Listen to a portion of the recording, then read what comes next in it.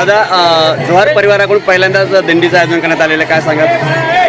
आणि वारकरी समुदायाची खूप मोठी प्रथा फार वर्षापासून दिंडीला जाण्याची आहे.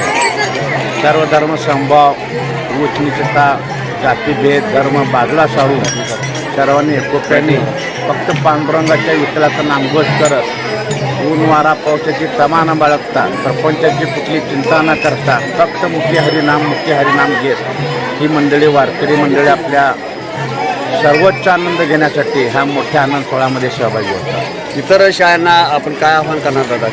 एकच आव्हान आहे की फक्त दिंडीतून हे सादर करण्यापेक्षा सर्व विद्यार्थ्यांनी त्याच्या आपल्या जीवनात त्याचं अनुकरण करावं.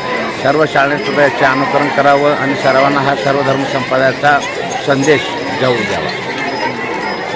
महाराज, सर्व संतांच्या दिंड्या पंढरपूरकडे आषाढी एकादशी निमित्त मार्गस्थ आहेत.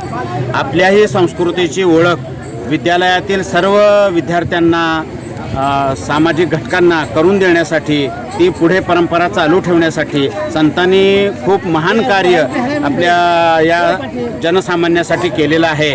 जनसामान्यांचा उद्धार त्यांनी केलेला आहे. साने गुरुजींनी विठ्ठलाचं मंदिर, पांडुरंगाचं मंदिर सर्वांसाठी दर्शनासाठी खुलं केलं.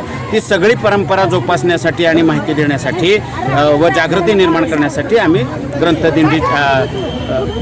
दिंडीचे आयोजन केलेले आहे. इतर माध्यमिक शाळांना किंवा जिल्हा परिषद शाळांना काय आव्हान करणार आहे? इतर माध्यमिक शाळा किंवा जिल्हा परिषद शाळा ज्या असतील त्यांनाही विनंती करण्यात येते की आपली जी संस्कृती आहे ती समानतेची संस्कृती, सद्भावनेची संस्कृती, सर्वधर्म समभावाची संस्कृती सर्वांनी जोपासावी. आपल्या कृतीतून आपल्या विद्यार्थ्यांना त्यांची जाणीव करून द्यावी. सर्व मूल्ये जी आपण स्वीकारलेली आहेत घटनेच्या माध्यमातून ती सर्वांना रुजावी. सर्व समानतेचा संदेश यातून आम्ही देणार आहोत. शिक्षण